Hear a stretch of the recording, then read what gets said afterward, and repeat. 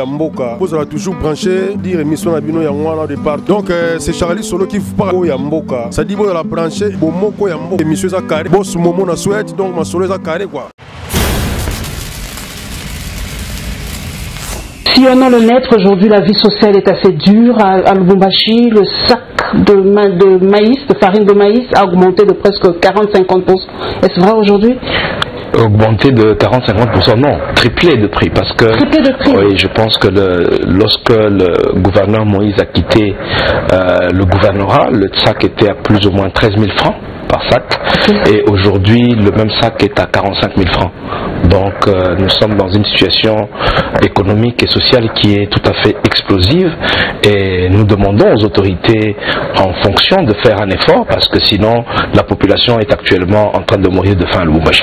Ok, vous êtes fils du regretté Mwando Timba, d'ailleurs je profite aussi de l'occasion pour vous présenter, pas des condoléances, mais vous fortifier.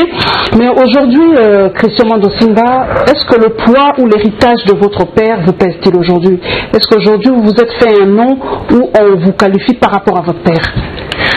Bon, on ne peut pas ne pas me qualifier par rapport à mon père, hein, parce que vous savez toute la place que mon père a occupée au niveau du pays, au niveau de la famille aussi. Donc, quand on est le fils de son père, donc on est toujours jugé par rapport à lui. Mais je pense qu'il m'a suffisamment préparé que pour assumer ces responsabilités-là, je suis fier d'être son fils. C'est vrai qu'aujourd'hui, c'est cette histoire, avant que nous passions à la rétrospective proprement dite, de fils d'eux. Est-ce que ça pose pas de problème? Est-ce que le fils doit nécessairement suivre le chemin de son père?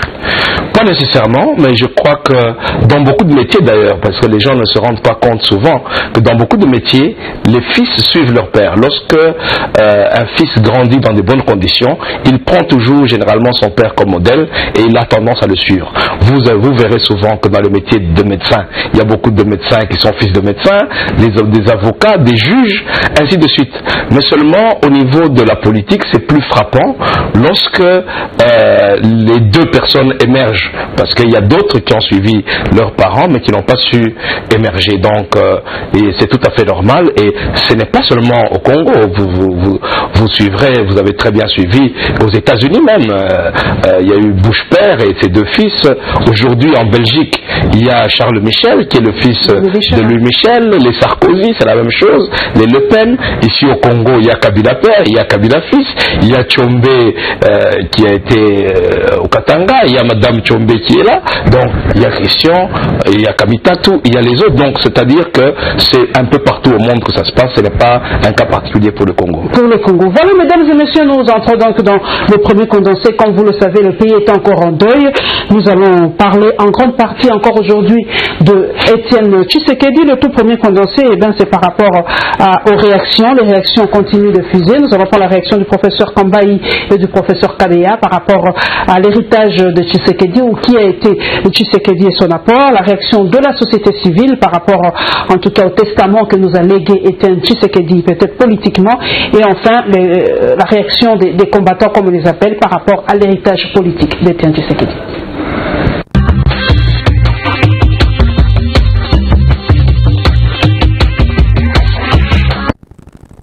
N'importe qui pleure Étienne Tshisekedi, parce qu'il a rencontré ce que le peuple voulait, et le peuple ne voulait qu'une chose, ne veut qu'une chose, ne voudra qu'une chose, c'est qu'on respecte sa dignité, valeur démocratique, qu'on respecte sa dignité, qu'on respecte sa liberté pour lui et pour plusieurs. C'est ainsi que Tshisekedi ne dira jamais,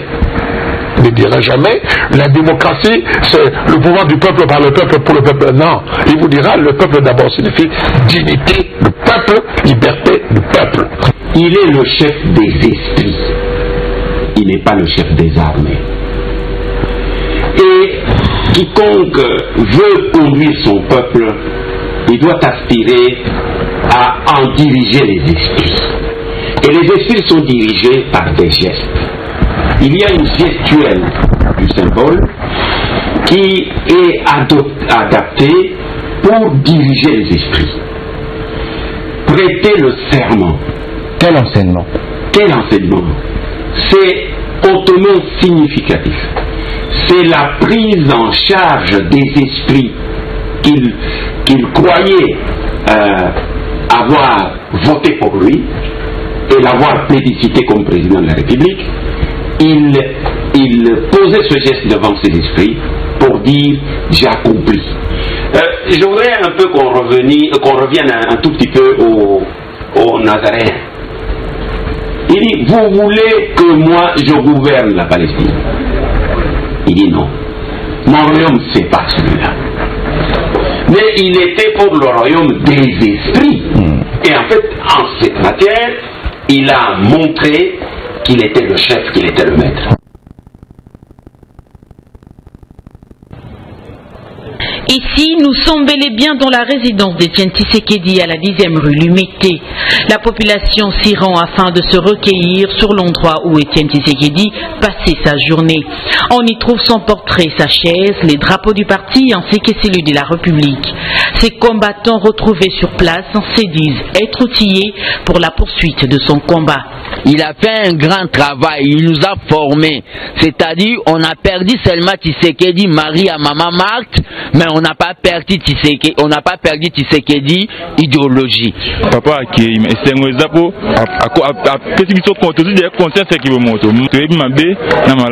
certains vont jusqu'à dévoiler l'héritage acquis d'Étienne Tshisekedi. Il nous a laissé un héritage, et l'héritage là, c'est le combat que nous allons poursuivre jusqu'à l'aboutissement final des Salites. Il a fait ce qu'on appelle l'éveil national. Et à part ça, il nous a donné un modèle, la constance dans la politique. Testament, testament, il faut l'appliquer. Et là, on a capté pas Tshisekedi, Naza constant pour défendre la valeur, la idole à Tshisekedi, en tant que jeune Congolais.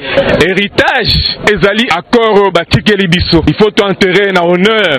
Avec testament, on a to tomboli boye, mandala la tozo sepela. D'autres par contre conditionnent l'arrivée de la dépouille mortelle du Sphinx de Limité. Ouais, les problèmes qu'il y a par rapport aux enjeux, nous disons ceci.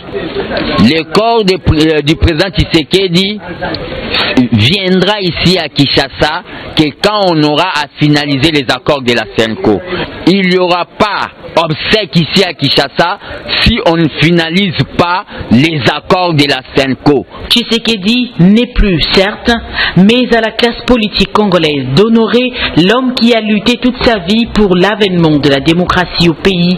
On renchérit ce combattant du parti cher à Étienne Tshisekedi Wamulumba.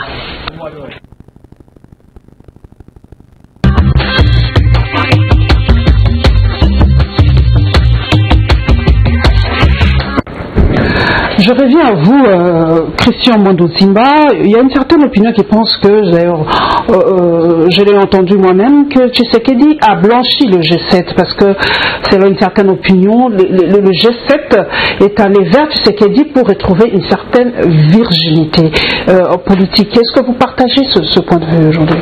Mais absolument pas, parce que je pense que c'est une opinion qui est tout à fait fausse, parce que le G7 avait toute la latitude, si le G7 ne croyait pas en la démocratie, de continuer avec le pouvoir en place. Vous savez que le G7, pour la première fois au niveau de notre pays, en 2015, qu'il y a un groupe de gens qui se sont décidés d'abandonner, de démissionner de leur poste au niveau du gouvernement, de ne pas s'accrocher pour faire respecter l'alternance, la première alternance démocratique dans notre pays. Donc, il y a une conviction derrière la démarche du G7 qui a démissionné, qui a abandonné les honneurs parce qu'on avait compris que le président de la République, la majorité présidentielle à laquelle nous appartenions, n'était pas prête à conduire vers les élections. Nous avons mené la bataille démocratique à l'intérieur de la majorité, nous avons été incompris et nous avons décidé de tout laisser tomber pour combattre la tendance vers la dictature. Et à cela, nous n'avions besoin de personne. Et il faut aussi considérer... Quand même, l'apport ou le soutien d'Étienne Tshisekedi vous a été précieux quand même. Bien entendu, on ne peut pas nier. Nous avons été répondre à l'appel du président Tshisekedi pour former ensemble le rassemblement. Parce que nous avions compris qu'une opposition divisée, d'une part la dynamique de l'opposition, de l'autre part l'UDPS et alliés, et d'un autre côté le G7, on ne pouvait pas aboutir à quelque chose de grand. Et donc, quand le président Tshisekedi nous a appelés, nous a approchés pour que nous fassions un rassemblement et que nous puissions mener la lutte en commun, nous avons été tout à fait prêts à rejoindre son combat, et nous avons mené le combat ensemble, nous l'avons rejoint dans le combat, et nous avons conscience qu'il est le pionnier, qu'il est le doyen, et de tout ce qu'il a fait pour la République, et nous avons accompagné dans le même sens. Et je pense que vous êtes aussi consciente que l'arrivée du G7 dans l'opposition a fortement renforcé la lutte, a donné un plus grand poids au combat, et ça a permis quand même de favoriser... A renforcé l'opposition financièrement, puisque on dit que le G7 a renfloué les caisses. Renforcer l'opposition financièrement, chacun peut dire ce qu'il veut, mais sur le plan même de la popularité, parce que nous avons quand même des gens qui ont une assise. Moi-même, je suis un élu de la ville de Lubumbashi. Vous avez d'autres élus, vous avez des grands partis comme le MSR, le PDC, l'ARCO et l'UNAFEP, qui sont des grands partis du G7, qui ont ramené aussi un poids sur le plan politique, sans compter l'appui sur le terme de l'expertise, parce que le G7 a quand même l'avantage d'avoir en son sein des gens qui ont la capacité de gestion, qui ont la culture de gestion, et qui ont contribué quand même à améliorer ou à compléter les idées qui étaient déjà très fortes. Vous avez suivi ces qui parle du testament de Tshisekedi, c'est l'accord du 31 décembre. Est-ce qu'aujourd'hui, Christian Mwando Simba, est-ce qu'on n'est pas en train de marchander, entre guillemets, le rapatriement de la dépouille mortelle d'Etienne Tshisekedi par rapport à cet accord? Vous l'avez suivi, ils disent que si l'accord n'est pas appliqué, Etienne Tshisekedi ne sera pas inhumé. Est-ce que, selon nos coutumes africaines, nos traditions africaines, est-ce que c'est bon de faire ça aujourd'hui? Parce que le monde ne peut plus parler aujourd'hui. On n'est pas en train de salir, entre guillemets, son combat aussi par rapport à ça? Bon, il faut considérer d'abord une chose, c'est que moi je ne voudrais pas réduire le combat de Tshisekedi à l'accord qui a l'accord de la Saint-Sylvestre. Tshisekedi a mené un combat, et son testament, le plus grand testament, c'est la démocratie que nous devons défendre à tout prix dans notre pays. Et il a démontré à la jeunesse qu'on ne peut pas vivre simplement par rapport à certains intérêts, surtout aux intérêts matériels, mais qu'on peut défendre un idéal. Et je pense que, ce faisant, il a donné une impulsion, un testament à la jeunesse, surtout pour dire que voilà un pays que vous pouvez faire grandir dans la démocratie. Maintenant, pour en revenir à votre préoccupation, il faut faire la part des choses. Il y a une chose qui ne peut pas être compréhensible aujourd'hui, c'est de pouvoir enterrer ou accepter que Tshisekedi, cette icône de la démocratie, soit enterré par un pouvoir ou un gouvernement que lui-même a considéré au départ comme illégitime. Ça, je crois qu'on peut le comprendre. Mais le temps passe aussi, Christian pour changer de gouvernement, par exemple. Excusez-moi. Ça va prendre du temps, le gouvernement doit être... Excusez-moi, je voulais terminer. Oui. On doit d'abord considérer cela. Deuxièmement, il y a cet accord qui traîne en longueur pour l'application, parce que vous savez que plusieurs dispositions ne sont pas appliquées. Quel est le souci de la population? C'est le souci de la population, c'est qu'on donne un signal fort pour qu'on puisse enterrer le président Tshisekedi dans la concorde. Le signal fort, ce serait une amorce de l'application. Le chef de l'État a aussi donné ce signal fort. Il a demandé à Sami Badibanga, qui est le Premier ministre, qu'on le veuille ou pas, il est le Premier ministre actuel, qui prenne toutes les dispositions, en tout cas utiles, pour enterrer dignement ce grand pays. Est-ce que logiquement, je sais que nous sommes dans un processus de réconciliation et de cohésion nationale, est-ce que logiquement, vous pensez que Badibanga, qui a abandonné le combat en cours de route, et qui a pris autour du président Tshisekedi 2 de ses médecins pour les débaucher, les mettre dans son gouvernement, qui a, disons le mot tel qu'ils sont, trahi le combat de Tshisekedi. Pensez-vous que s'il organise les obsèques de Tshisekedi, ce serait quelque chose qui va contribuer à la sérénité? N'oubliez pas, madame, que si Tshisekedi doit être enterré demain ou après-demain, il y aura 2 millions, 3 millions de personnes dans la rue. Est-ce que les gens qui veulent la paix, les gens qui veulent la sérénité vont accepter que dans ce contexte, que ce soit ce gouvernement qui l'enterre? Moi je pense que c'est un digne fils qui mérite vraiment un enterrement digne de ce nom. Qui va le faire? Je pense. Vous laissez ça au militant de l'UDP?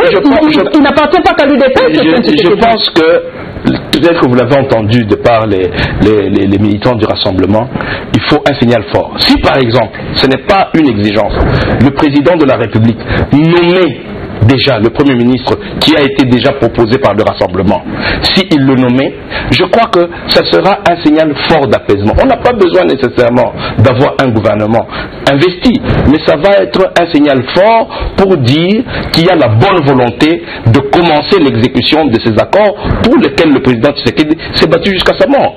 Donc, aujourd'hui, on constate qu'il y a 3 pas en avant, 2 pas en arrière. Maintenant, on veut que le président Tshisekedi soit enterré dans la sérénité. Nous sommes d'accord avec vous qu'on ne peut pas faire de l'application de l'accord un élément de chantage. Mais quel est l'élément, selon vous, ou selon les gens qui nous écoutent, qui peut ramener la sérénité, qui peut baisser la tension, si ce n'est le geste de bonne volonté de début de l'exécution de l'accord par la nomination du Premier ministre? Je pense, en réfléchissant, que ça peut être un geste. Si ce n'est pas possible, je pense que il faut trouver le mécanisme d'apaisement. Mais selon l'accord, en fait, selon la Constitution, vous devez proposer 3 à 5 noms au chef de l'État et le laisser dans son pouvoir discrétionnaire de choisir le Premier ministre. Pourquoi vous voulez simplement celui que vous avez choisi?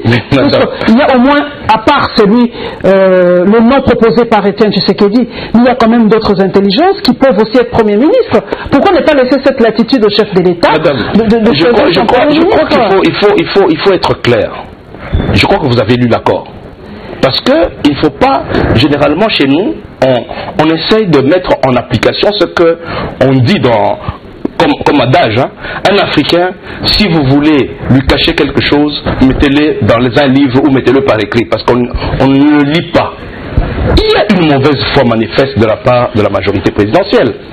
Parce que l'accord, si vous l'avez lu, dit le Premier ministre est présenté par le Rassemblement et nommé par le président de la République. Donc c'est très clair, ça ne prête même pas à discussion, parce que le Premier ministre, pas un candidat ou des candidats parmi lesquels le Premier ministre, je crois que nous comprenons tous très bien le français. Bon, le Premier ministre.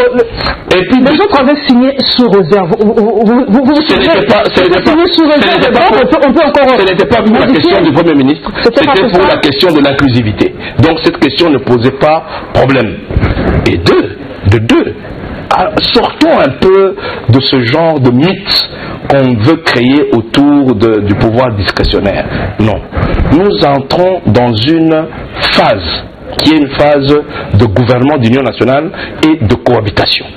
On ne doit pas quand même imposer à l'autre camp des gens qu'on veut. C'est-à-dire qu'aujourd'hui, il est important, le président de la République, et le président de la République, il est là aussi en fonction des accords que nous avons conclus, et il doit être capable, et je crois qu'il l'est, de travailler avec toute personne de bonne moralité que le camp de l'opposition trouve en mesure de mener. Et voilà, imposer des choses qui ne sont pas des choses qui ont été convenues dans l'accord. Nous continuons, nous restons toujours dans ce chapitre. Nous nous rendons en Belgique, précisément à Bruxelles, où, comme vous le savez, les obsèques dignes, en tout cas, d'un chef d'État, permettez l'expression, ont été organisées pour Étienne Tshisekedi. Nous avons les images avec nous, la réaction de Jean-Claude Vwemba, qui est député national, qui s'est rendu personnellement à Bruxelles pour assister à ces obsèques, et la messe de suffrage, en tout cas, pour Étienne Tshisekedi.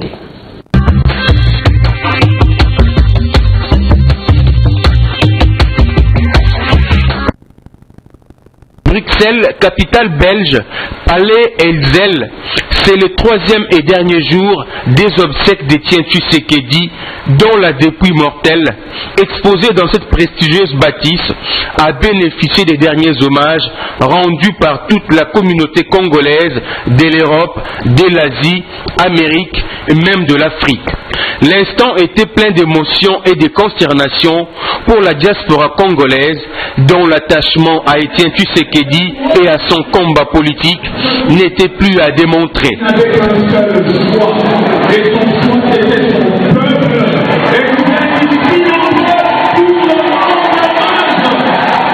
Bruxelles s'est transformée en capitale de la RDC pour cette retrouvaille des Congolais de l'étranger en guise des adieux aux leaders maximaux des leaders de paix qu'ils ne reverront plus jamais.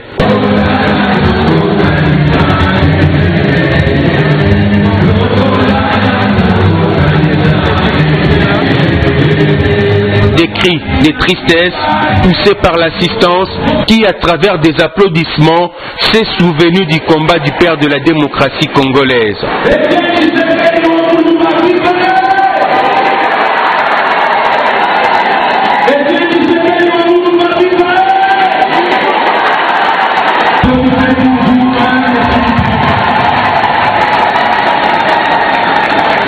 Hormis la signature du livre de condoléances, les moments étaient marqués par des recueillements qui ont permis aux uns et aux autres de déposer des germes de fleurs devant la dépouille des illustres disparus, ce avant d'exprimer quelques mots d'encouragement et de soutien moral à la veuve et aux enfants de Tshisekedi.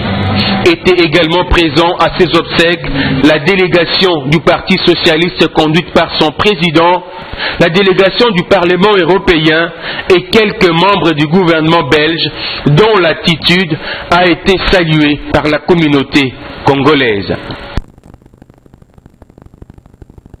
Après le palais d'Israël, voici une autre retrouvaille, la communauté congolaise de l'étranger autour de la dépouille mortelle d'Étienne Tshisekedi. C'est ici la cathédrale basilique de Bruxelles où une messe de suffrage en mémoire du Sphinx limité a été dite ce jeudi en présence de la veuve et des enfants Tshisekedi ainsi que de plusieurs membres de la famille élargie de l'illustre disparu. Émotion, consternation et pleurs étaient encore au rendez-vous. Difficile pour les uns et les autres d'oublier celui qui, de son vivant, était soit père, mari, mentor, collaborateur, leader, voire un modèle de vie et de combat politique. À l'issue de cette messe, en mémoire d'Étienne Tshisekedi, plusieurs personnalités politiques congolaises qui étaient présentes ont fait des déclarations à l'instar de Moïse Katumbi qui a émis le vœu de rentrer à Kinshasa avec la dépouille mortelle de Tshisekedi. Et pourtant, dans la ville capitale, la RDC, la date précise de l'arrivée de la dépouille fait encore l'objet d'une controverse entre le parti de la 10e rue et le gouvernement. Ainsi, la présence annoncée de l'ex-gouverneur de l'ex-province du Katanga semble être un défi lancé contre la justice congolaise qui attend Moïse Katumbi pour un dossier d'escroquerie. L'un serait peut-être encouragé de regagner le pays à la suite des mesures de décrispation politique contenues dans l'accord du 31 décembre.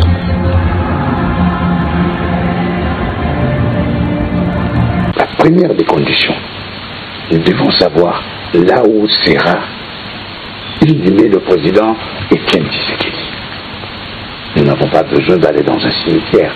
Il est grand temps au Congo que nous puissions faire ériger un mausolée où tous nos vrais patriotes qui sont reconnus à la nation puissent exercer. C'est comme le Panthéon en France. Donc c'est pour cela Jean-Claude Wemba et de l'MPCR proposent en face du palais du peuple, derrière les tribunes du triomphal, il y a cet espace vert qui est là, qui contourne. Il faut déjà débarrasser les préfabriqués chinois de leur chantier et aller jusqu'à la rivière entre la police nationale qui est là et l'immeuble de l'Antima. Nous pouvons ériger un grand mausolée là-bas. En ce qui concerne le président Tshisekedi, son premier acte de bravoure de la démocratie, c'était au Pont Capu, en 82. sa dernière prestation politique, c'était le 31 juillet 2016 sur le terrain de boulevard Triomphal. Donc cela va de soi qu'un sépulture puisse être là, mais ça doit être commun pour tous les.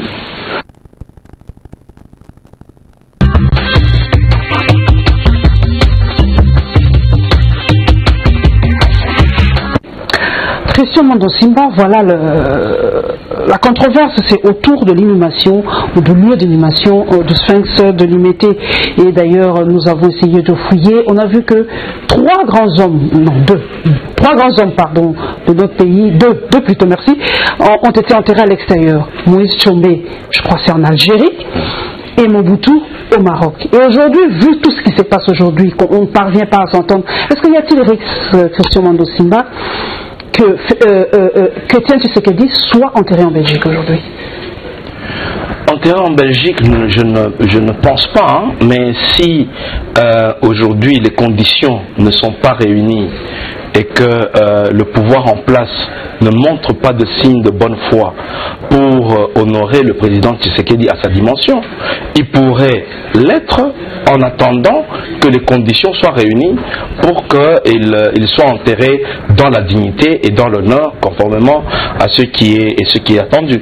Parce qu'il y a des préalables. Vous avez suivi l'honorable Vwemba qui dit il faut chercher un lieu symbolique, il faut tout ça. Est-ce qu'il y aura la bonne volonté de le faire? S'il y a la bonne volonté de le faire, il le sera ici. Sinon, il peut momentanément être enterré à l'extérieur, quitte à ce qu'au moment où les conditions seront réunies, qu'il revienne au pays. C'est vrai qu'il y a eu beaucoup de premiers ministres qui sont décédés dans ce pays, mais pourquoi aujourd'hui, pour Tshisekedi, ça pose problème? Mais madame, je crois qu'on a dit depuis le début, Tshisekedi c'est un cas particulier dans ce pays. Parce que, comme le disent, l'ont dit mes prédécesseurs que vous avez suivis, c'est le père de la démocratie.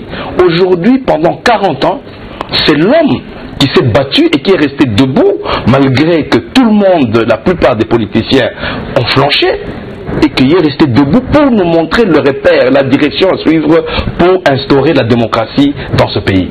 Donc, si la démocratie a quand même amorcé, parce qu'on n'y est pas totalement, un décollage, c'est parce que pendant 40 ans, cet homme, qui s'appelle Tshisekedi, a su rester debout et défendre la ligne, quelle que soit la prison, les coups de fouet, la corruption autour de lui qui s'est installée, il est resté debout. Donc, c'est un repère. Donc, ériger un monument, faire un mausolée, est un signe pour de réminiscence qu'on ne puisse jamais oublier qu'il y a des gens qui sont restés debout et notamment lui, un symbole de la démocratie. Donc, il ne faut pas confondre Tshisekedi avec l'ensemble des autres hommes politiques. Et je crois qu'il s'agit d'un cas particulier qu'il faut avoir la modestie de reconnaître comme un cas qui doit être honoré de manière particulière. Particulière, c'est vrai, mais quand même, comparaison n'est pas raison, mais nous ne vivons pas, comme moi je dis toujours, en vase clos. Nous savons qu'en France, il y a le Panthéon où sont enterrés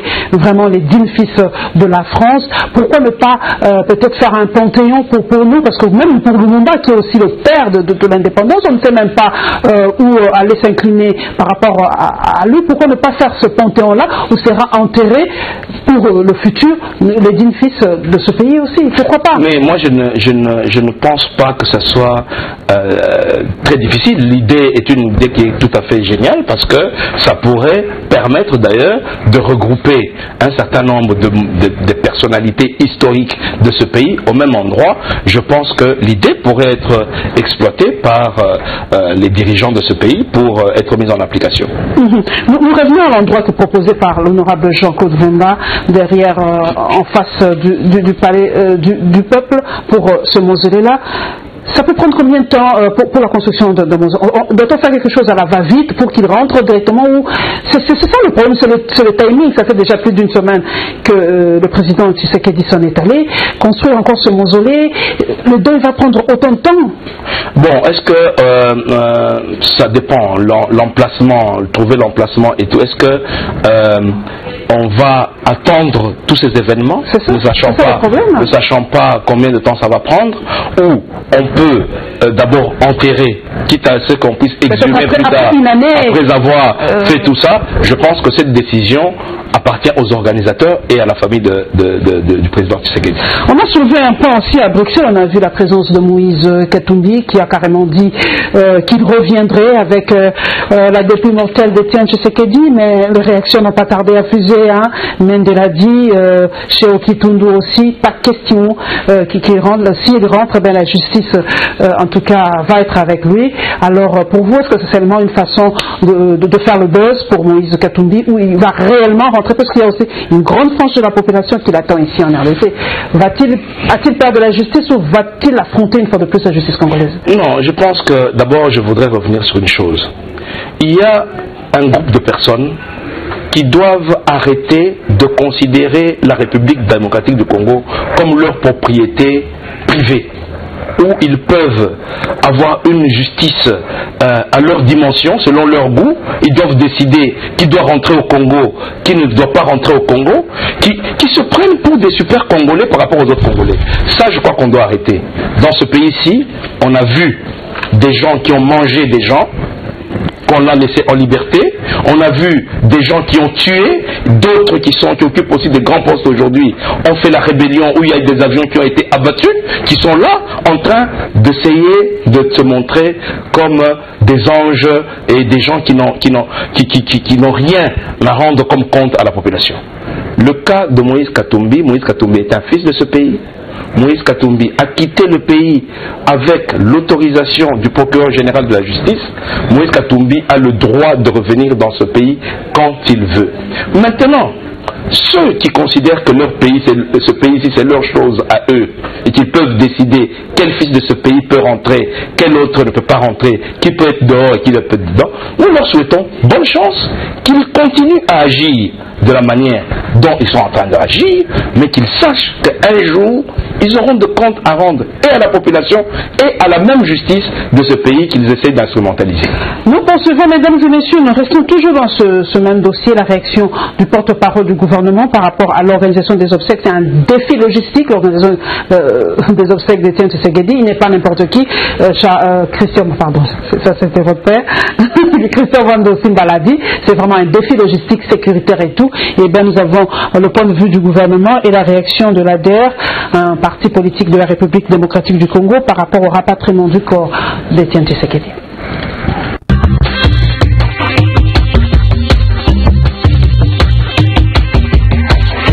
Tout d'abord, on a mis en place une commission spéciale. L'organisation des obsèques d'Etienne Tshisekedi à Kinshasa se précise. À en croire Lambert Mende, le gouvernement ainsi que la famille biologique et politique du Sphinx semblent avoir trouvé un compromis. Il est ici question de rendre un hommage digne de son rang à cet ancien homme d'État congolais. Nous avons pris la décision de mettre à disposition un avion spécial qui va devoir être dépêché à Bruxelles pour ramener la dépouille de M. Etienne Tshisekedi ainsi que les membres de la famille qui ont fait ou auront fait le déplacement de Bruxelles. Ensemble avec la famille, nous avons retenu le Palais du Peuple comme lieu d'exposition de la dépouille de M. Tshisekedi. C'est donc au Palais du Peuple qu'aura lieu le recueillement ainsi qu'auront lieu les hommages officiels et les hommages populaires. Ce sera au Palais du Peuple. Le Trésor prend en charge l'ensemble des frais relatifs aux obsèques de M. Tshisekedi, parce que c'est un ancien Premier ministre. C'est le protocole qui est en vigueur. Certaines questions restent cependant en suspens, telle la date du rapatriement de la dépouille de Tshisekedi ou encore l'érection d'un mausolée en mémoire de l'opposant. Il y a une forte délégation de la famille et du parti qui vont pour préparer ce rapatriement.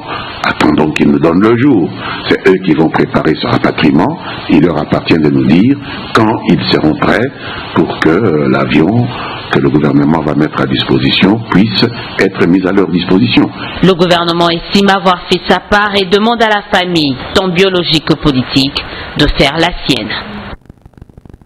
Le président Étienne Tshisekedi Wamulumba venait de tirer sa dernière révérence. C'est une communication en hommage à Étienne Tshisekedi. François Mwamba va dans un premier temps donner la biographie de l'illustre disparu. Il va ensuite revenir sur les différentes facettes de l'homme en tant qu'intellectuel et opposant. Enfin, parler de ses œuvres et de son héritage. En ce moment où il disparaît, Dieu a voulu qu'Étienne Tshisekedi Wamulumba puisse, à la tête de l'opposition, une opposition enfin rassemblée, livrer un dernier combat qui a donné lieu à l'accord politique de la Saint-Sylvestre. Fort de ce qu'il considère comme testament d'Étienne Tshisekedi, le président de l'ADER va formuler une série de demandes à la SYNCO ainsi qu'à la famille biologique de Tshisekedi. À la SYNCO de permettre la reprise et la conclusion rapide de l'arrangement particulier en cours de négociation, en ce compris la présentation pour nomination par le président de la République du nom du Premier ministre sur lequel le rassemblement a porté son choix du vivant de l'illustre disparu.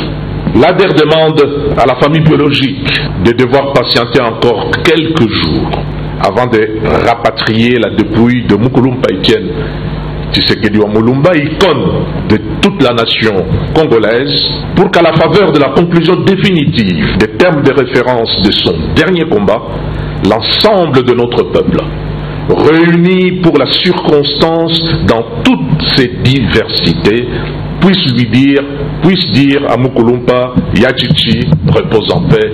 En attendant la réponse de la famille d'Étienne Tshisekedi, l'ADR et François Mwamba se disent d'ores et déjà favorables à l'érection d'un mausolée. La permanence de l'UDPS devra abriter ce monument funéraire, un lieu de pèlerinage où chacun pourra se rappeler le combat de l'homme de la 10e rue, a indiqué François Mwamba.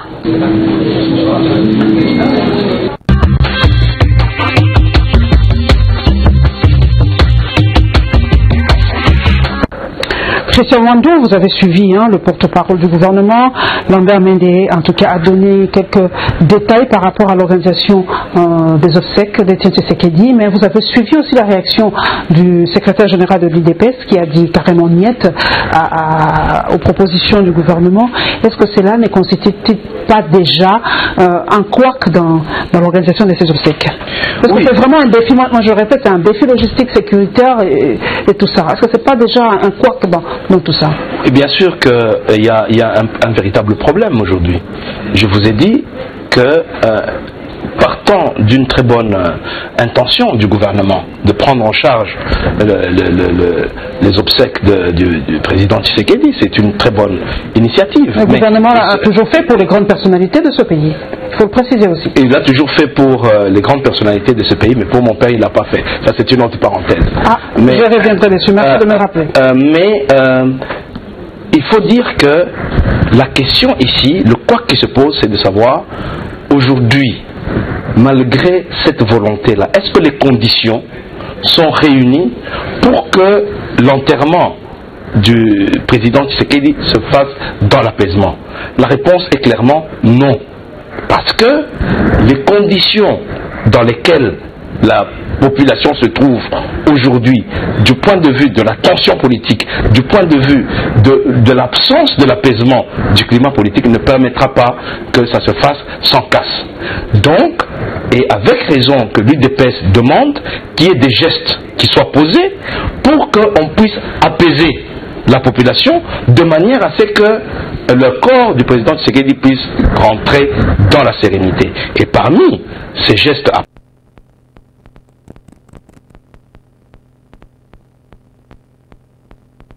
poser, je pense que le secrétaire général de l'UDPS a demandé la formation du gouvernement d'union nationale et également la présentation ou la prise en charge d'un lieu où le président ce monument. Oui. C'est vrai que Étienne Tshisekedi était le seul à l'époque de son vivant à calmer la foule, même si c'était des millions et des millions, il était le seul à les calmer. Et aujourd'hui, qui peut faire cela? qui peut calmer cette foule aujourd'hui?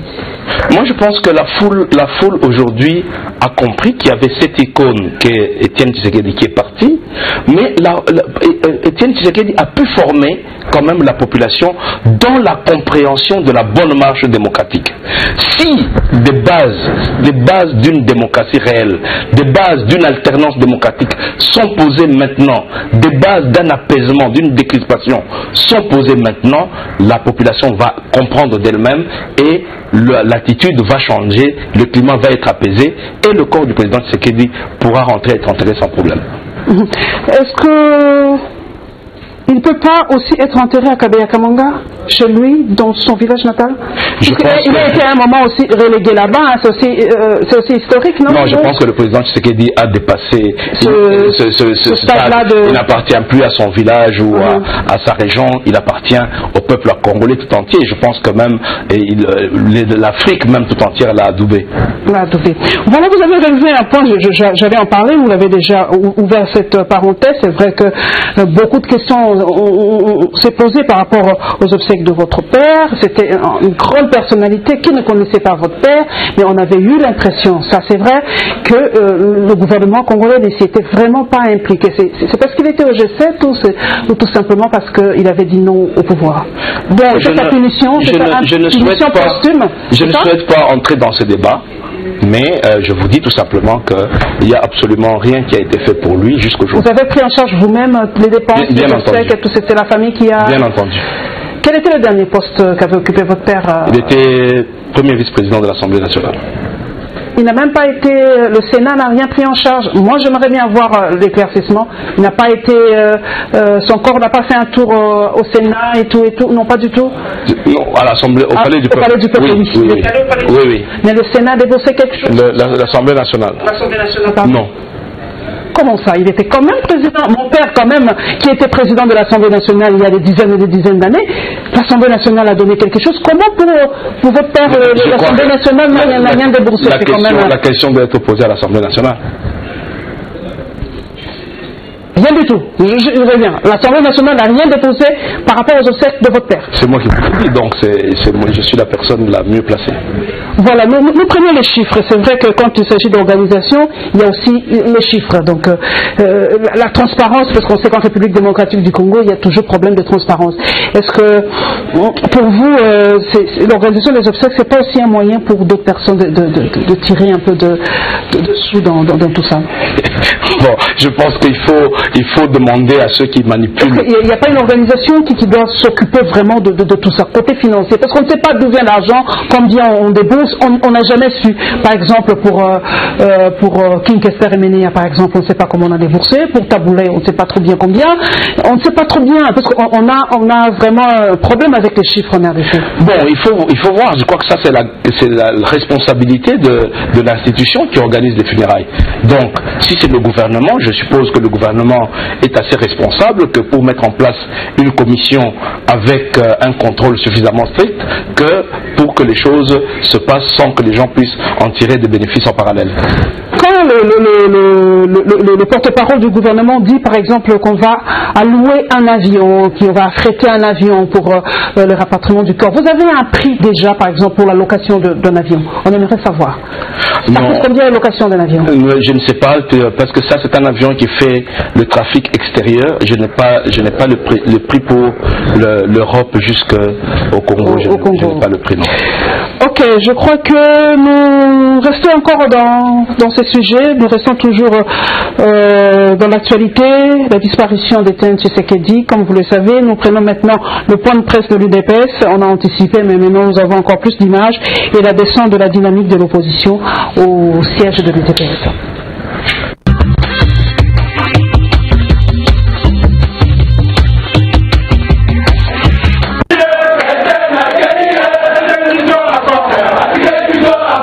Le communiqué de la veille du gouvernement relatif aux obsèques d'Étienne Tshisekedi est remis en cause ce mercredi par son parti. L'UDPS parle d'une récupération malveillante du régime en place. Par le biais de son secrétaire général Jean-Marc Kabunda Kabund, l'UDPS va rejeter une à une toutes les options levées par l'exécutif central. Ainsi, l'UDPS ne reconnaît aucun autre comité parallèle, notamment celui rendu public par le porte-parole du gouvernement. Ipso facto, l'UDPS n'est pas intéressé par l'offre des titres de voyage faite par l'actuel gouvernement à sa délégation pour la raison suivante. Le caractère malveillant et ostentatoire de cette offre nous pousse à croire que nous sommes face à des calculs politiques de mauvais goût dont l'objectif est de faire du tapage et marchandage inutile. Pour l'UDPS, le seul cadre politico-juridique devant régir l'espace politique congolais demeure l'accord de la Saint-Sylvestre. D'où la nécessité et l'urgence de mettre en œuvre l'accord global et inclusif du 31 décembre 2016 de manière intégrale pour décrisper la situation politique du pays, et cela en conformité avec le vœu populaire qui estime que seul un gouvernement mis sur pied en application de cet accord a le droit d'accompagner le deuil de notre cher président. Quant aux dates du rapatriement et de l'enterrement de celui qu'ils appellent désormais notre héros, elles restent soumises à deux préalables. La fixation du lieu et de la forme de l'enterrement. L'érection d'un mausolée au centre-ville de Kinshasa où sera gardé pour l'éternité le corps du père de la démocratie. La prise en charge de tous les frais liés aux obsèques par l'État congolais à travers le gouvernement de large union nationale en vue. Alors militants en particulier au peuple congolais en général, l'UDPS les invite à afficher une attitude de recueillement et de sérénité jusqu'à l'inhumation du sphère.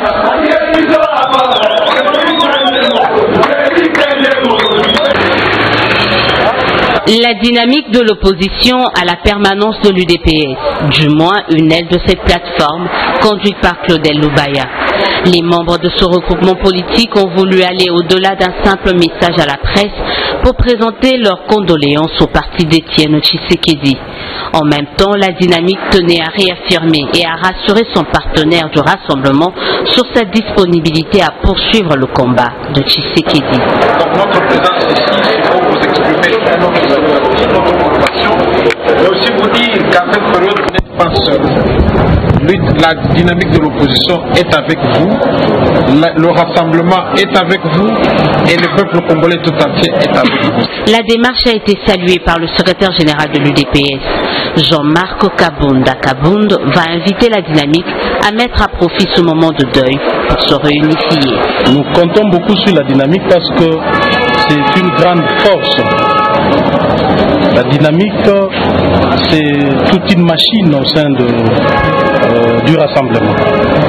Ainsi, sachez qu'à tout temps, à tout moment, nous viendrons chez vous parce que nous aurons toujours besoin de vous pendant cette période difficile que nous sommes en train de traverser. Une fois de plus encore, j'ai dit merci à toute la délégation qui nous accompagne et que nous allons garder ces moments comme un moment fort de l'histoire de ces pays et que c'est aussi un moment pour nous de nous réconcilier si ça n'allait pas bien, de nous remettre en question, surtout vous au niveau de la dynamique. Je crois que la mort du président Tshisekedi peut aussi aider à ce que les gens qui ne s'entendaient plus hier puissent se mettre ensemble, laver les linges sales en famille et rebondir sur de bonnes bases.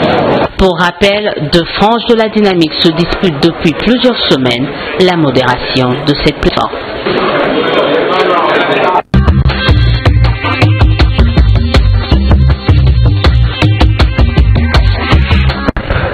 Christian Mandosimba, le grand Baoba est tombé, s'en est allé, maintenant nous devons gérer l'après Tshisekedi.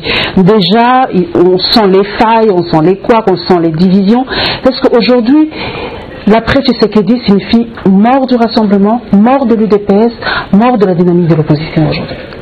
Je pense que non. La mort de Tshisekedi, c'est justement un signal fort pour le rassemblement. Parce que c'est autour de lui, c'est lui qui nous a demandé de nous réunir pour être plus forts et pouvoir réussir cette alternance démocratique. Donc, je ne pense pas que maintenant que le président Tshisekedi est parti, que l'un d'entre nous, d'entre les plateformes, prendrait la responsabilité de cette scission. Je pense qu'au jour d'aujourd'hui, tout le monde fait de son mieux pour que la cohésion soit encore plus forte qu'avant. Et aujourd'hui, par rapport à ce que vous dites, nous savons que nous avons une responsabilité historique et nous sommes en train de travailler et nous sommes ensemble pour aller de l'avant dans la cohésion. Nous tweetons, je sais que moi je vous suis aussi sur Twitter, Montinga Modeste a déjà tweeté, il a dit l'argent est déjà en train de circuler pour faire tomber les rassemblements, l'argent est déjà en train de circuler pour faire tomber l'opposition, puisque on vous connaît, entre guillemets, permettez l'expression, que les Congolais sont facilement achetables, sont facilement corruptibles. Est-ce qu'aujourd'hui, vous personnellement, Christian Mondo Simba, si on vous proposait un poste, admettons, disons, de Premier ministre, est-ce qu'aujourd'hui Christian Mondo Simba quitterait et choisirait aujourd'hui d'être par exemple Premier ministre? Bon, je pense que Christian Mondo aurait commencé d'abord, s'il avait besoin de tout ça, par ne pas démissionner de son poste de ministre des Finances du Katanga. Ayant décidé de démissionner du poste de ministre des Finances du Katanga, ça montre déjà la détermination que nous avons d'aller jusqu'au bout. Donc, ce n'est pas les postes qui vont nous affaiblir aujourd'hui. Et justement, nous étions en train de parler du président Tshisekedi pour dire que voilà un homme qui nous a montré l'exemple. L'exemple que on peut se battre pour un idéal en dehors des intérêts purement matériels. Donc, à mon avis, pour honorer ne fût-ce que cette mémoire, par l'exemple que l'icône nous a donné, nous devons rester fidèles à un idéal. Et aujourd'hui, au G7, nous avons ensemble cette conviction que nous avons abandonné les honneurs, nous avons abandonné des postures de joie pour un idéal, et ce n'est pas à l'arrivée que l'un d'entre nous pourrait laisser tomber cet idéal pour s'accrocher aux biens matériels ou à des postes qui sont passagers par ailleurs. Mais quand même, comme on le sait, l'accord, comme on le sait, il y aura la formation du gouvernement qui doit intervenir aujourd'hui. D'ailleurs, c'est un des préalables pour l'inhumation d'Étienne Tshisekedi. Donc, les postes sont là. Vous êtes partie prenante, vous êtes prenant pour les postes. Bien entendu, vous avez bien suivi tous les sacrifices que le rassemblement a consentis, même pendant la répartition de ces postes. Aujourd'hui, vous avez compris que le rassemblement n'aura que 13 postes de ministres et 3 postes de vice-ministres sur 53. Donc, c'est moins du tiers. Donc, les postes n'ont pas été la principale préoccupation du rassemblement. Mais toujours est-il que lorsque le gouvernement sera formé, bien entendu, les gens du rassemblement devront se trouver dedans pour appuyer l'action du Premier ministre de manière à faire aboutir le projet d'organisation des élections à la fin de l'année dans les délais.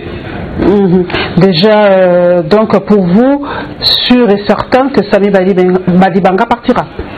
Bon, s'il ne part pas, comment ça va se passer? Parce que c'est ça aussi la peur de gens, vu que l'accord on ne parvient pas à la mettre en application. Sami Badibanga va rester, il va faire son travail. Non, c'est-à-dire, il ne faut pas dire qu'on n'arrive pas à mettre en application. Il y a un camp qui ne veut pas. C'est quand c'est la majorité présidentielle. Oui, la majorité présidentielle ne veut pas de l'application de cet accord. On a commencé par dire qu'il est non inclusif. Les évêques ont obtenu l'inclusivité.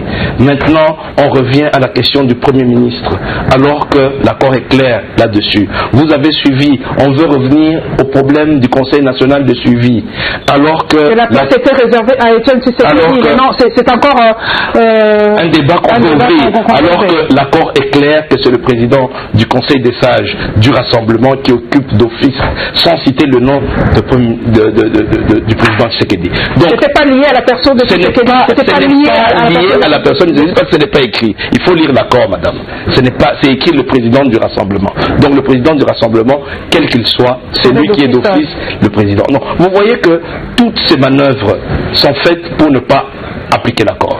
Les décisions, la décrispation politique, il n'y a rien presque qui est fait pour décrisper la situation politique. Les poursuites, quand vous voyez une province comme le Katanga, aucun geste de décrispation n'a été posé, aucun prisonnier n'a été libéré, aucune chaîne n'a été ouverte, aucune manifestation n'est autorisée. Donc on bloque. Mais Katanga semble être en dehors de la RDC aujourd'hui. Qu'est-ce que en principe, on a l'impression que le Katanga, c'est une zone militarisée, qui est une zone qui est pratiquement mise à part, où toutes les libertés sont ficelées et on voudrait continuer comme ça. Donc, par rapport à ça, il faut donc comprendre qu'il y a un camp qui ne veut pas de l'application de cet accord.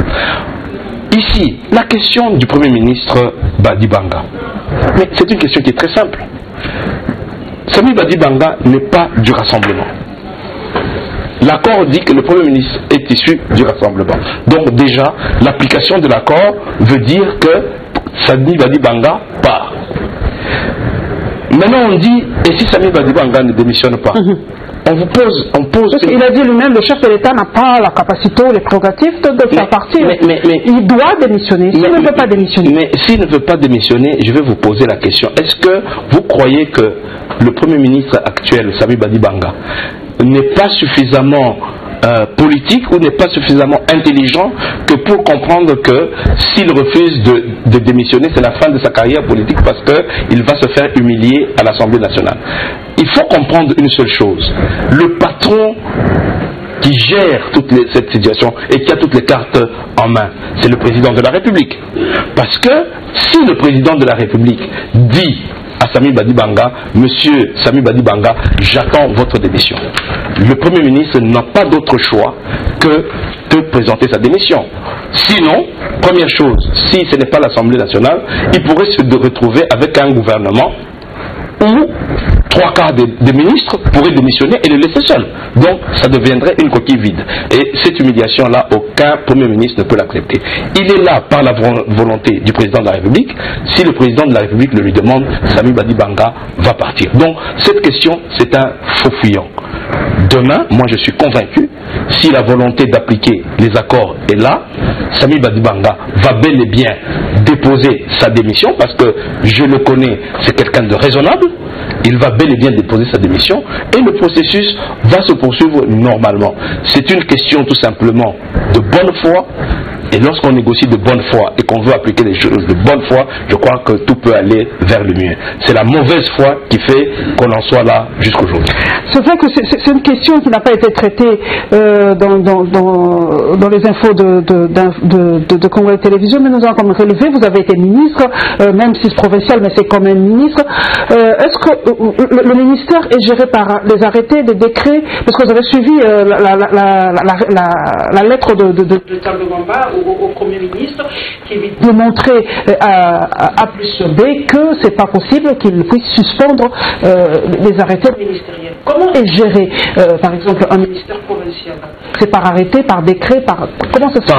Par arrêté. Bien entendu, ça dépend. Moi je ne sais pas quelles sont les conventions au niveau du gouvernement, mais bon, il y a normalement certains arrêtés qui, pour être appliqués ou pour être pris par le ministre, doivent être débattus au sein du Conseil des ministres. Donc, je pense que en demandant au ministre, au vu de la délicatesse de la situation, aux différents ministres de bien vouloir soumettre au préalable les projets d'arrêté, le Premier ministre Samy Badi Banga n'a pas commis un acte, il a posé plutôt pour moi un acte responsable. C'est pas anticonstitutionnel comme l'a dit Tambogamba? Non, c'est une mesure conservatoire. C'est une mesure conservatoire parce que Samy Badi Banga sait, comme tout le monde, que ce gouvernement est un gouvernement, passager. On ne peut pas laisser ce gouvernement, les ministres de ce gouvernement, poser n'importe quel acte. Parce que vous savez très bien que dans 2 semaines, dans 1 mois, ce gouvernement ne sera plus là. Donc, le ministre, dans l'optique que donne le ministre de la Justice, pourrait poser des actes inconsidérés, sachant que dans 2 semaines, dans 3 semaines, ils ne seront plus là. Donc, les mesures conservatoires que prend le Premier ministre actuel sont des mesures que je trouve de bonne gestion. et le fait de le contredire. Et je pense que c'est un incident grave où le Premier ministre aurait dû montrer un peu plus de poigne en tapant sur les doigts de ce ministre qui ose l'humilier et le défier publiquement. Je pense que la crise de l'autorité est bien présente, elle s'est bien enracinée et vous en avez une preuve. C'est une guerre de positionnement. On sent que Samuel Bainimaranga n'a pas de poigne. On sent. Il ne maîtrise pas ses ministres. Et non seulement il ne maîtrise pas ses ministres, mais ses ministres ne le respectent pas. Et cela est très grave dans la mesure où nous sommes dans un pays qui est en train de déraper complètement sur le plan économique. Vous avez vu que le taux de change du dollar est passé aujourd'hui à plus de 1300. Et vous avez l'inflation parce qu'il n'y a pas assez de recettes et la communauté internationale ne va pas nous appuyer tant qu'il n'y aura pas un nouveau gouvernement d'union, de cohésion nationale. Et ceux qui s'amusent à bloquer sont des gens qui ne se rendent pas compte de la gravité des faits. La déliquescence du pouvoir. Vous avez au Bas-Congo les Bundu Diamana, vous avez au De Kasaï, vous avez le Kamuna Sako, vous avez de l'autre côté au Katanga chez vous avec vous avez les pygmées dans le Tanganyika. Donc vous avez un État qui n'existe pas. Aujourd'hui, on en est à se battre avec les flèches, les bâtons. Et on est revenu à quelle époque? L'État est en déliquescence, les gens doivent cesser de s'amuser. On doit conclure rapidement cet accord, mettre en place un gouvernement responsable pour qu'on rétablisse l'autorité de l'État et qu'en même temps, rapidement, on puisse préparer les élections pour décembre de cette année et conduire à une alternance pour avoir des institutions. Madame, ça il faut que je le dise aussi. Nous allons y arriver parce que vous avez déjà parlé des élections. Nous allons parler de la sensibilisation de la CENI à Wamba et lancement de la campagne de fistule. Ça c'est vraiment le côté social. Nous avons clos le chapitre sur Etienne Tshisekedi. Nous allons donc parler de la libération de quelques militants de la Lucha. Plus de détails donc dans ce condensé.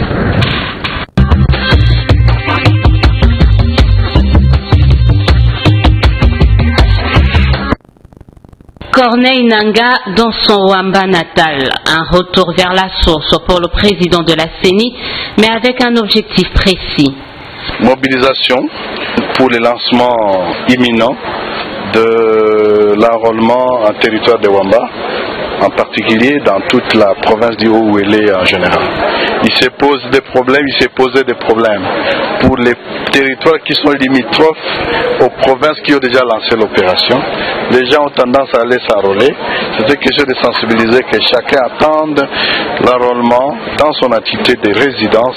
Ça permettra donc à ce que vous votiez facilement. Alors, le seul principe, c'est que montre-moi où tu t'es fait enrôler et je t'indiquerai où tu voteras. Si vous êtes dans une entité, attendez le centre d'inscription qui va s'ouvrir bientôt dans votre entité.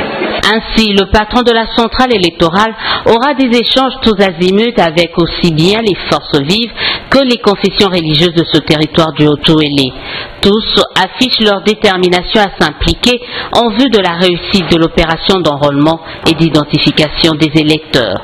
C'est d'abord un combat pour l'ensemble de la province. Nous devons nous mobiliser tous pour que nous puissions effectivement avoir un nombre élevé d'élus pour mériter des sièges, d'abord au niveau de la province, mais après ça sera au niveau du territoire. Donc la population n'attendait que ça. À noter que plus de 240 000 électeurs sont attendus dans le territoire de Wamba. Elles sont plus de 40 femmes porteuses de fistules ciblées par cette campagne contre la fistule. Ces femmes seront gratuitement prises en charge grâce au partenariat gouvernement, UNFPA et l'hôpital d'Embamari Mutombo. La campagne a démarré, vient de démarrer ce matin avec beaucoup de détermination. Soucieux d'offrir des soins de qualité aux porteuses de la fistule, l'UNFPA a octroyé un lot important de médicaments, mais également des matériels destinés au bloc opératoire pour la chirurgie. Les matériels on utilise au bloc opératoire pour faire cette chirurgie. Les chirurgiens venus de l'étranger vont diriger les interventions soutenues par ceux de la RDC spécialisés dans la réparation des fistules. Une compétence, on l'acquiert, on la consolide et on la transfère à d'autres. Et je pense que les praticiens qui sont là avec nous aujourd'hui et pour les campagnes qui sont déjà passées sont de très bon niveau pour aider ces pauvres femmes à sortir de ce calvaire. À en croire les bénéficiaires de cette campagne, celle-ci vient leur redonner de l'espoir et la dignité perdue dans la société. J'ai attrapé cette maladie lors de l'accouchement. Après avoir sillonné plusieurs hôpitaux, j'ai appris qu'à l'hôpital Biamba, il y a une campagne sur l'opération de la fistule. Que Dieu fasse grâce. J'ai été plusieurs fois victime de discrimination à cause de cette maladie. Personne ne pouvait me supporter dans la communauté. Lorsque mon beau-fils a appris cette nouvelle, il a demandé à ma fille de m'amener à l'hôpital Biamba Marie Tombo pour des soins gratuits. En tant qu'indigente, j'ai pensé que l'hôpital Biamba est réservé aux nantis. En réalité, tel n'est pas le cas.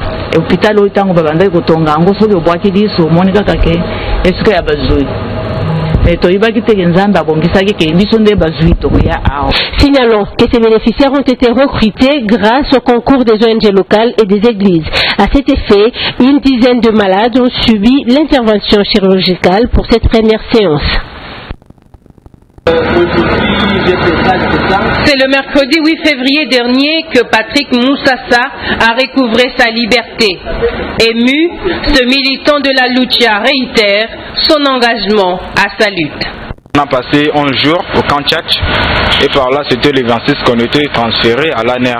Je ne vais pas reculer, j'étais dans mes droits. Arrestation puis libération sans avoir été jugé, Patrick Moussassa dit que la plupart des jeunes de la Lucha qui ont eu maille à partir avec les services de sécurité ont connu le même sort. La dignité humaine et la justice sociale, c'est le leitmotiv de toutes les actions de la Lucha. À en croire, bienvenue Matumo. On ne peut pas continuer à arrêter les gens illégalement sans aucun motif valable et puis les libérer après pour se montrer faire des solutions. Je crois qu'il est temps qu'on arrête ces méthodes archaïques d'arrêter les jeunes activistes et puis pour qu'on les fasse passer comme des marchandises qui devaient être négociées. Il est normal que les gens manifestent, revendiquent leurs droits, exigent le respect de la Constitution, exigent la salubrité dans la vie de Kinshasa. La lutte va intensifier et multiplier ces activités dans la vie de Kinshasa pour que l'opinion nationale soit informée et prenne conscience de leur pouvoir. Il faut que les Kinois comprennent que cette lutte leur appartient, que cette lutte pourra sauver ce pays. Lucha n'a pas comme cible Joseph Kabila, Lucha n'a pas comme cible Kimbuta, mais Lucha a comme cible la bonne gouvernance. Mais qu'en est-il de la position de la Lucha par rapport à l'accord de la Saint-Sylvestre? Les politiciens ont trouvé un accord qui viole notre constitution. Et nous, en tant que mouvement citoyen, nous constatons, nous nous battons pour que l'autre questionnaire soit établi. À noter que sur les 7 militants arrêtés en décembre dernier, selon leur propre comptabilité, 6 ont été libérés et un seul reste encore en détention à la prison centrale de Goma.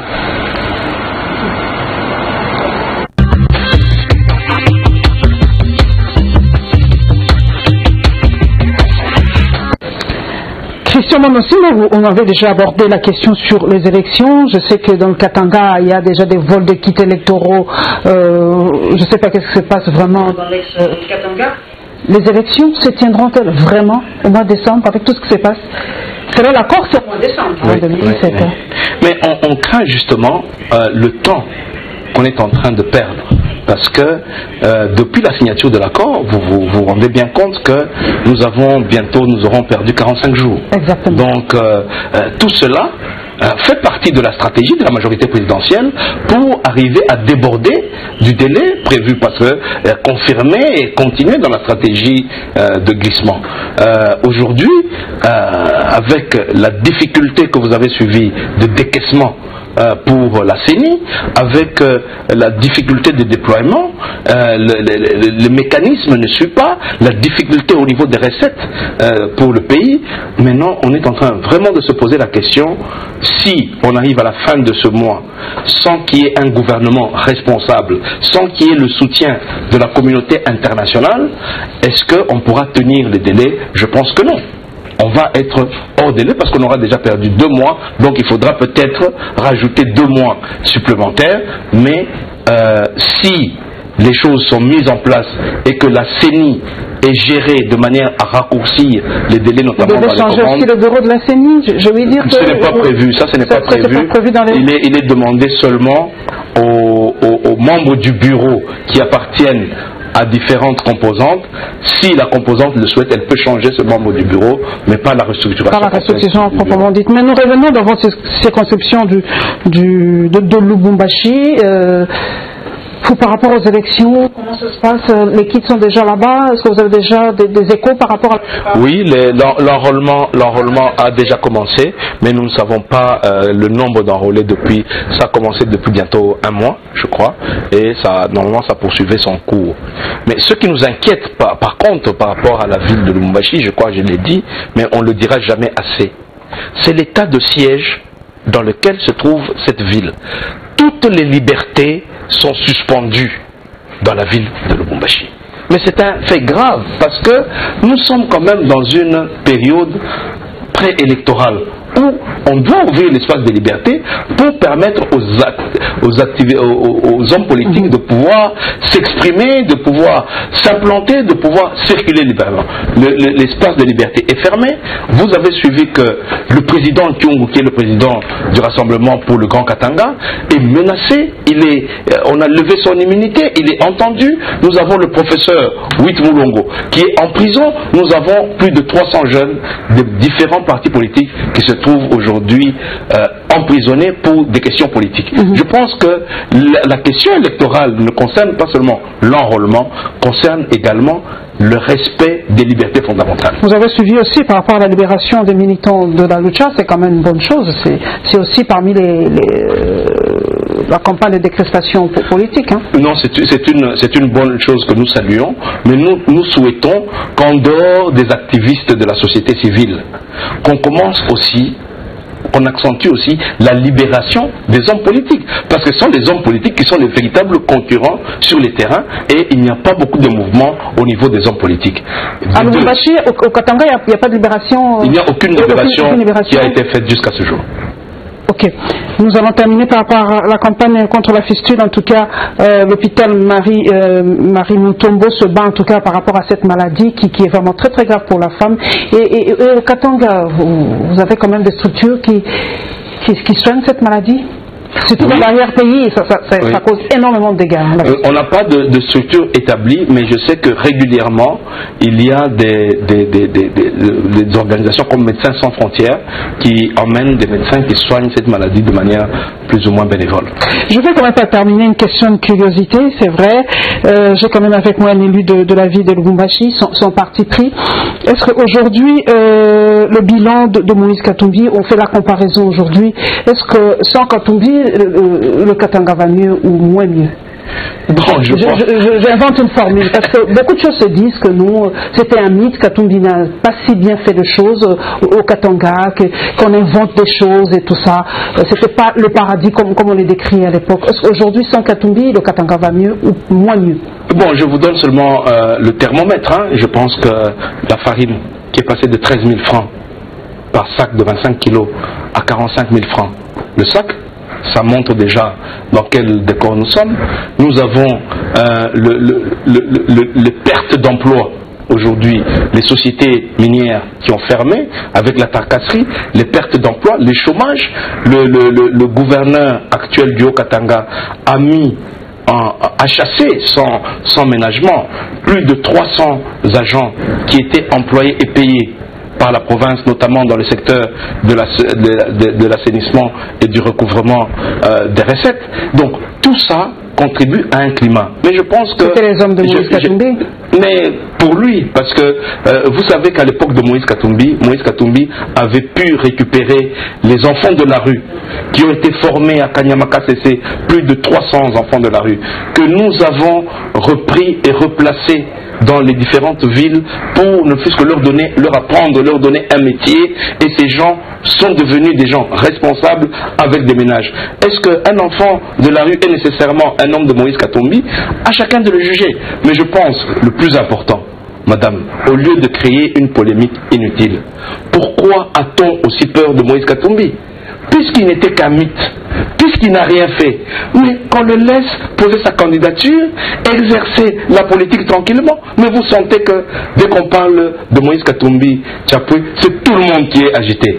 Maintenant, c'est ce que nous demandons. La force de la démocratie, c'est de se présenter devant la population. Moïse Katumbi a des comptes à rendre à la population du Katanga, à la population congolaise. Il a décidé de se poser comme candidat à la magistrature suprême. Maintenant, on laisse le peuple le sanctionner et juger par lui-même du travail que Moïse Katumbi a eu à faire. Nous allons continuer par le volet, en tout cas, je veux dire, environnemental. Comme vous le savez, quand il pleut à Kinshasa, c'est vraiment pas le beau temps après.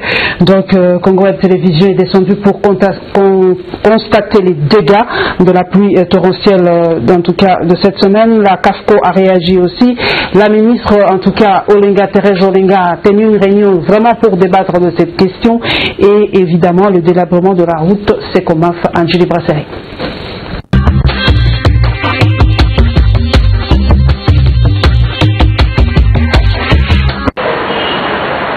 Les femmes sont d'autant plus offusquées que cette situation pourrait pu être évitée si les uns et les autres avaient pris leurs responsabilités, notamment par rapport au curage des caniveaux et rivières et aux constructions anarchiques, à la gestion des immondices, à l'entretien de la voirie, etc. C'est d'autant plus grave que ces catastrophes aggravées par les changements climatiques surviennent de manière récurrente à Kinshasa et dans l'ensemble du pays à chaque saison des pluies. Les femmes constatent que, malgré la répétition de ces phénomènes, la population n'est pas informée de l'existence d'un plan de contingence qui pourrait être déclenché en cas d'urgence. Ceci frise la non-assistance en personne à danger.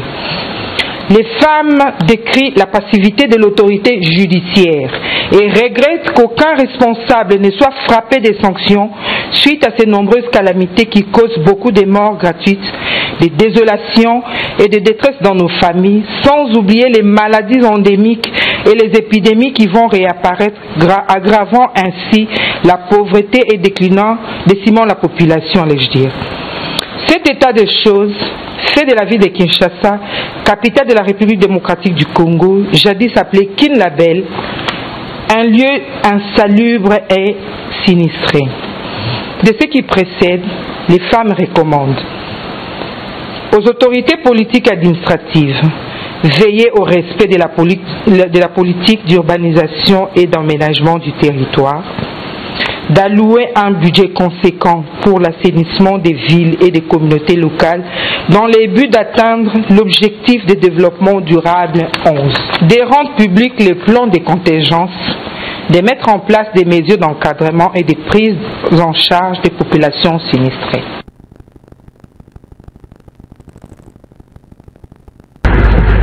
Regarde la moto. C'est une pluie diluvienne qui s'est abattue dans la matinée sur toute la ville de Kinshasa. Comme l'illustrent ces images, ces larmes du ciel ont laissé sur leur passage des dégâts matériels énormes dans presque toutes les communes de la capitale. Au centre-ville, par exemple, différentes artères étaient scandaleusement inondées, impossible aux automobilistes mais également aux piétons d'écontrer cet obstacle au risque d'être emportés par ces eaux de pluie. Même spectacle désolant sur l'avenue des Huileries et le boulevard Triomphal. Sur l'avenue Kabombar, non loin du rond-point Huileries, l'eau a débordé dans les parcelles environnantes, empêchant aux riverains de vaquer à leurs occupations. À l'origine de ce drame, il parle de caniveaux bouchés. Mayo commune a osala mais commune a capacité osala ngote senga OVD fana ba tracteur ne ba sala place chaque fois sombula muke beti place ezara inondé ba benga bata maboko ba osala mais aussi mbate senga ba engin il faut ba na partie ya nini ya kalfungo la ba no kire kuna ti ba ya awa ba terra seigneur sur eza bouché même ba osala maboko ba osala musala punda. D'autres accusent les bourgmestres de cette municipalité qui aurait failli à sa mission, ce avant d'interpeller l'autorité urbaine à son charge. Premièrement, tout ça repère sa faute dans Bourgmestre Nabiso. Parce que aux compétences à Bourgmestre, il faut bien sa rapport. Chaque jour, Namboula, Bourgmestre, c'est ça qui paraît sauter. Il faut se soigner, il y a un petit rapport au ministère provincial. Mae ekoteli biso na bandako tosengaka na bakonzi bayakobongisela biso boye mabe bacourant banzela mabe bato bazoneka babongisela biso mwa place oyo. Sur l'avenue Isoké, dans la commune de Kinshasa, les habitants disent être abandonnés à leur triste sort depuis plusieurs mois. Moi de 30 ans, tu souffrir d'un maïs, tu as moula moukia d'un plein à craquer, moula moukia, plein à tamatanga, plein. Il y a cette solution. Sur Kabinda, juste à côté de l'usine de panification, un mur s'est écroulé durant la pluie qui a débuté vers 5 h du matin. Heureusement, il n'y a eu aucune victime.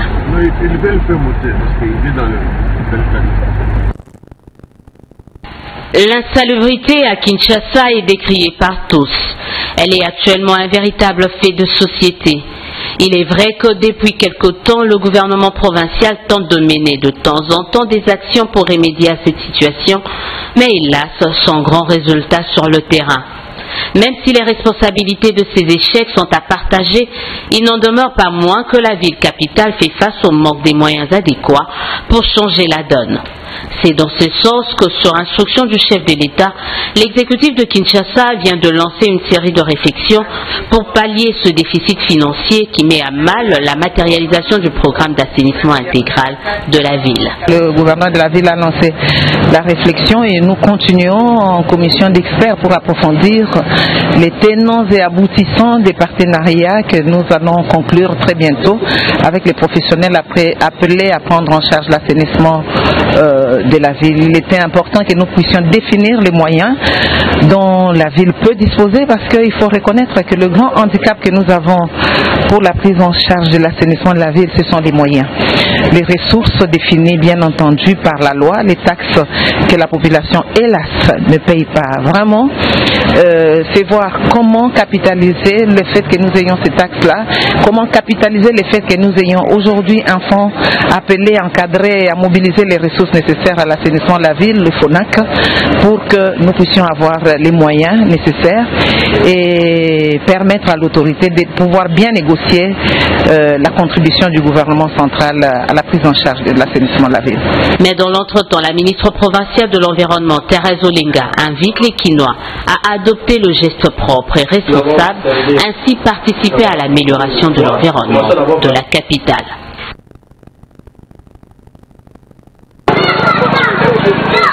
Le trafic sur la nationale numéro 1 dans son tronçon compris entre Sekoma et Fendili Brasserie est devenu un casse-tête. À la base, le délabrement de cette artère qui ne facilite plus la circulation et des véhicules et de la population de Kinshasa.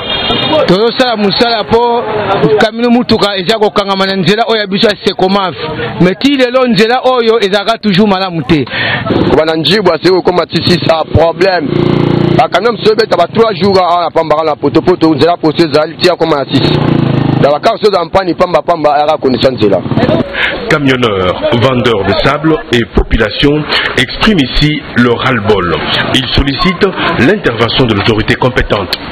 Pakonzi o bazo kamba biso batala na nzela oyo ba nivele nzela oyo po eza les routes de dessert agricole ata à part biso batazelo tozana ba bilanga ba plantation ebele ba produits so bima awa nzelo ba ferme ya do senga lisungi soki bakoni bakoyoka sota mawa ba ko rabota za ko raboter ya pamba to sengi aide to imposer to sengi aide bo raboter za nzela nivele zeye et raboter pour tout ça, moi, souffre pas, mais pour tout souffrir. Il y a 6 h, 12 h.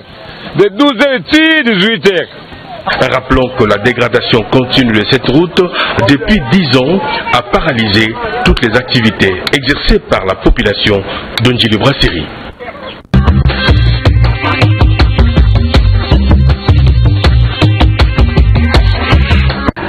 Christian Mando Simba, j'ai avec moi une élite, un intellectuel qui a voyagé, qui a sillonné le monde. Aujourd'hui, quand il pleut, il y a certains internautes qui disent que non, ça ne se passe pas seulement dans la ville de Kinshasa. On nous montre des photos de Bruxelles, de Londres, de Paris, qui a eu des inondations.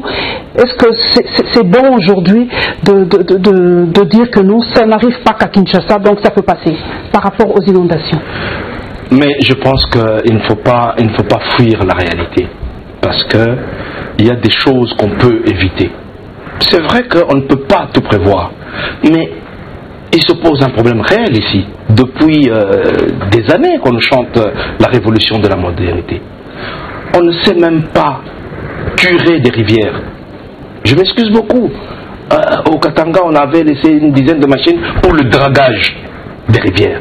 Mais ici, on ne sait même pas draguer une rivière. Est-ce que on ne sait pas prévoir que à telle période, de telle période à telle période, il y aura la pluie? Mais c'est tout ça. C'est le manque c'est une gestion non planifiée.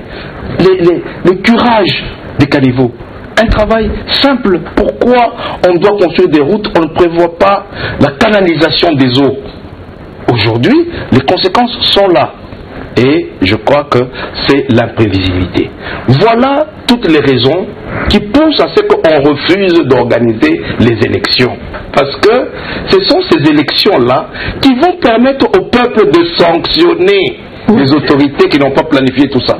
André Kimbuta l'a dit aussi, c'est aussi la faute à la population. Il faut quand même aussi prendre la responsabilité de la population qui, par elle-même, jette surtout les ordures en matière plastique dans les rivières et dans les canalisations aujourd'hui. Est-ce que c'est André Kimbuta qui doit être derrière chaque quinoa, par exemple, pour lui dire ne jetez pas telle saleté dans tel endroit? Il faut aussi sensibiliser la population. Non, mais madame, à quoi Congolais, je vous en prie, l'État. Un Congolais à Paris ne se comporte pas comme un Congolais à Kinshasa. Parce que l'État existe. Parce que l'État existe. Parce que vous allez à Paris, vous jetez les immondices en pleine rue, la police vous arrête. Pourquoi l'autorité urbaine doit commencer à se plaindre de la population et ne la sanctionne pas? Mais pourquoi il y a une autorité? Pourquoi il y a un État? Pourquoi il y a les instruments de gestion et de répression? Mais ce n'est pas à l'autorité urbaine de se plaindre, c'est à l'autorité urbaine d'appliquer la loi, de prendre les règlements, de les faire exécuter pour que les choses soient claires. C'est comme un parent qui est en train de se plaindre que non, voilà, les enfants n'obéissent pas à la maison. Quel est son rôle de parent? Je pense que c'est une démission.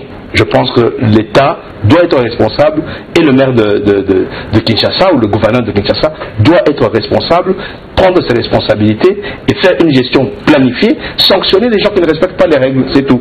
Je reviens à Lubumbashi. À Lubumbashi, il n'y a jamais eu de dégâts comme ça après la pluie. Parce que les Kinois ont tellement une image centrée que sur Kinshasa, mais au Katanga, à Lubumbashi, il n'y a jamais eu de pluie de division qui a causé autant de dégâts. Ça existe aussi, ça existe aussi. Ça se passe de temps en temps aussi à Lubumbashi. C'est vrai que ça se passe et qu'il faut que l'État prenne des dispositions pour que ça ne se passe plus. Ce n'est pas seulement à Kinshasa, mais c'est un peu sur l'ensemble du territoire national. Voilà, Christian Mandosima, nous sommes à la fin de cette émission. Merci en tout cas, comme je l'ai dit, l'expression est consacrée d'être passée à la barre. En tout cas, les portes de Congo Télévision vous sont ouvertes pour une autre Info 7. Merci donc à tous mes followers sur les réseaux sociaux. Vous avez demandé à un membre du G7, eh bien, vous l'avez eu, il est vice-président de ce regroupement politique. Merci à toute l'équipe technique. Merci en tout cas encore une fois vous, mesdames et messieurs, pour votre fidélité, vos remarques et suggestions. Et bon début de semaine à tous les journalistes. Et je vous jette des fleurs à tous les journalistes en action. See you dimanche prochain.